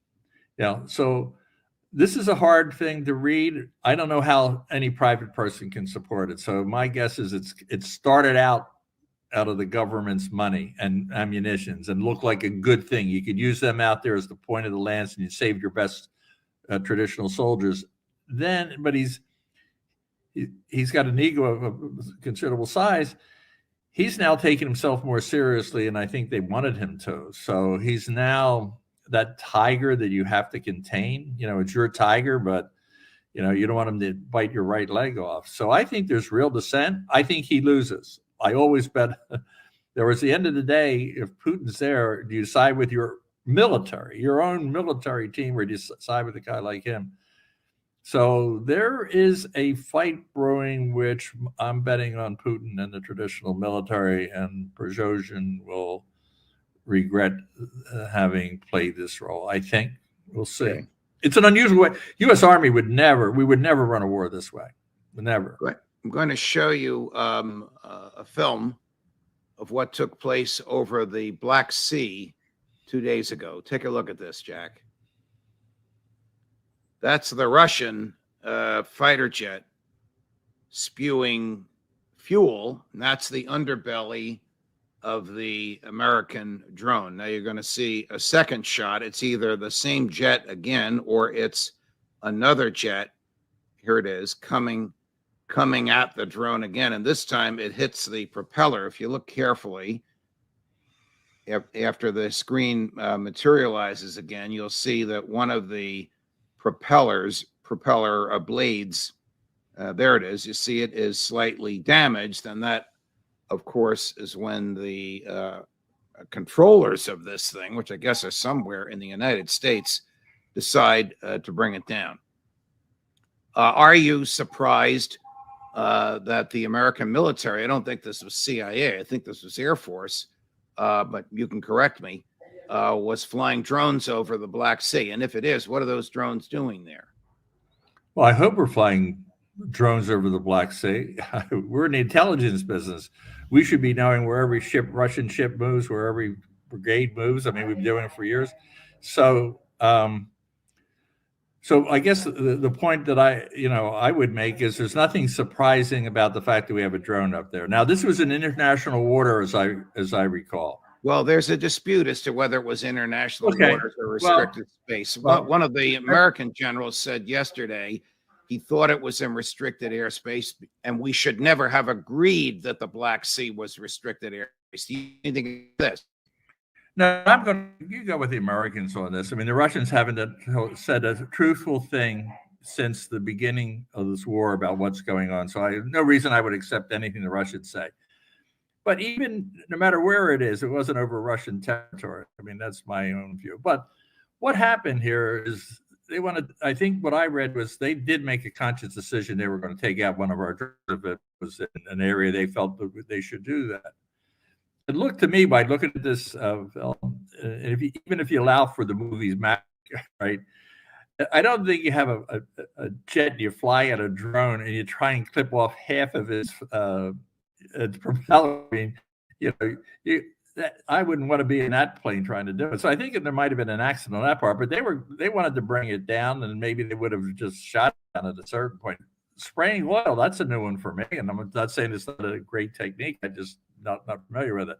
The point is an aggressive act against, and on my view, an aggressive act against an American platform in international waters. If it's over their territory, then there'll be less of a fight about it. Okay. How did it get You're there? entitled back to the U-2 and the U-2 and Khrushchev. You go over your territory. We just shot down the Chinese, and that's fair game. So I think, but it has bigger ramifications, obviously, right? That it's not. Are they going to continue this? What's our response? Well, here's Senator Lindsey Graham, who never met somebody else's blood he didn't want to shed. Well, we should hold them accountable and say that if you ever get near another U.S. set flying in international waters, your airplane would be shot down. What would Ronald Reagan do right now? He would start shooting Russian planes down if they were threatening our assets. You're going to kill a Russian. You're going to kill a Russian pilot because he sprayed oil at an American drone in what could have been Russian restricted airspace. In my books, I always address the issue of proportionality.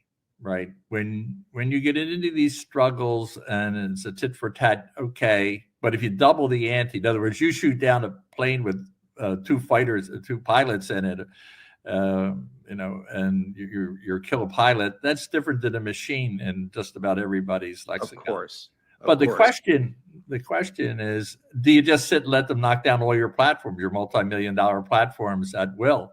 So you have to respond. This is where proportionality. If they did that, I'd take down one of their drones under similar circumstances, similar conditions.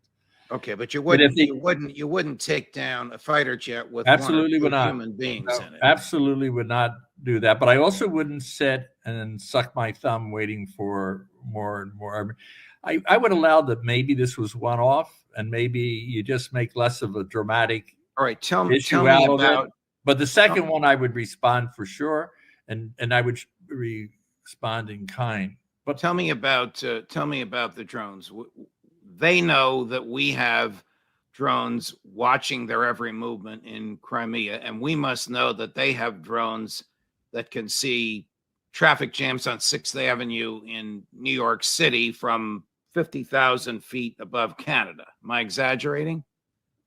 You're only exaggerating in the limitations. They could do that in 1968, Judge. Today, they can give you how big is the tip of the pen, I'm thinking. But everyone has capabilities undreamed, unthought of before. You just go in with the assumption. Anybody that comes to an intelligence table and thinks they're hiding anything under a bush and it can't be seen or heard is in for a big surprise. So yes, they know what it is. Now they are hunting. What I understand is they're looking for the drone because they want to see what technology, so that they would try to reverse engineer it if there's things on there that they don't already have. It's at 4,000 feet under the sea. It's a long way to go, but we've gone for submarines. I mean, it's a very common historical thing to try and get other people's technology that way. Right, right. All right. So the drone, the American drone is looking at Crimea, so it can inform American intel. You tell me if I'm wrong, which would inform Ukrainian intel of what the Russians have and what they're amassing and when it's coming.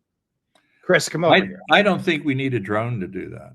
I mean, let me put it this way. I think if I were in Langley, my guess is I could probably look at every inch of Crimea without leaving my desk and without a drone.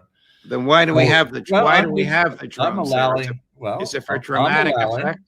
I'm allowing that there are esoteric things that they might want to know, right? Things that are not available just from a picture taking at an extraordinary height. So I don't know the answer to that. Okay, but it's give me an example of what is esoteric that the drone could see. Okay, well, you couldn't see from your office in Langley. Right. So I think the types of things you think about are communications, right? I mean, are battlefield communications, and are people using what the Russians are doing? Apparently, they're using the open lines on their phones, and so there's things to listen to. Now we have satellites that do that too, right? Everybody does, but I don't want to get into it too far. But I would just allow that it's there's things that you don't put them up for no good reason. So there's something they're collecting, and the Russians want to get rid of it because it's it's an intelligence platform, and it's fair game except in international territory. Are the CIA drones better than the Air Force drones? They're better than the Russian Air Force drones. Well, is it the same hardware that the Air Force uses as the CIA, or are the CIA's different or better? Judge, there's an old saying: one team, one fight. So the agency has one role and our military the other. When the drone program started, remember they started at Langley, right? In terms of using drones, so they were used for non-war purposes, right? And I was involved because there was things in the drug area that actually stimulated interest in then terrorism. And then somebody decided, well, it wouldn't be fun to arm them with Hellfire missiles, and that changed life. So, but we had one mission, collection, and and maybe it was smaller frames, and then the military had bigger issues. So I think they both have. It's not. I don't think there's any competition between the services on the platforms. I think they carry out different missions. Okay, I want to switch to big picture and geopolitics, which I know is your field. Could I just make one comment on the last one? Sure. Because I would not overblow this issue and wait and see if it's going to continue. One of the things that concerned me was when I passed and listened to Milley speaking, the commander-in-chief of our armed forces. It wasn't what he was saying, but it just was a flashback to a period in life where the stakes are getting higher and you can back into problems. And I'm not saying it was the wrong thing. What I'm saying is we have to be careful that we don't let any of these things spin out of control. And I'm not saying that's what he was doing. I'm just saying I got a little tense about the growing, where we are with Russia and China, and largely because of their doing. But I think we're in a more dangerous world was my takeaway. All right. Do you have a sense that the stakes are getting higher, that we're in this thing too long, too deep? No. In fact, I actually have a different view, and that is, I think we inevitably had to get in. I mean, you just can't have a land war started by Russia. And why are the Europeans so forceful in this? Is because they know that he'll go further, try to go further. Moldavia, the bulk, the Poles gave them the planes. Why are they giving the planes? Because they really fear this. But what I do think is that there's an opportunity in this that is a greater global strategy. He started this, and what he's really queued up is he needs to go, and Russia, this adventure needs to stop. If we want to have global balance in the world and more peace, in other words, it isn't enough. I think at this point we have to stay long enough that Russia changes its course. It's the Russian people decide to change its course. Okay, you said he has to go. Your buddies in the CIA still think that this war should result in the removal or can result in the removal of President Putin from office? So see, what I wrote last year in March was, when he crossed the border, he sowed the seeds of his own demise, and he will fall of his own weight, and the Russian people will make it happen. I'm not suggesting I actually said in the article, do not do covert action, do not mess around inside Russia. Just keep this struggle going, and his own failures would do that. But I also think if you look at the world, if he's gone and there's a more accommodating Russia, if you will, I'm not saying a democratic free one, it is also the way to contain the power of China and what you have instead of a global bloc on one side of the table with the Russians and the Chinese. Jack, we don't know who's going to replace him. He could be replaced by his predecessor, Dmitry Medvedev, who said he wants to invade Poland. Yeah. So here's my take on that. He fails. Why? Because he didn't bomb enough houses?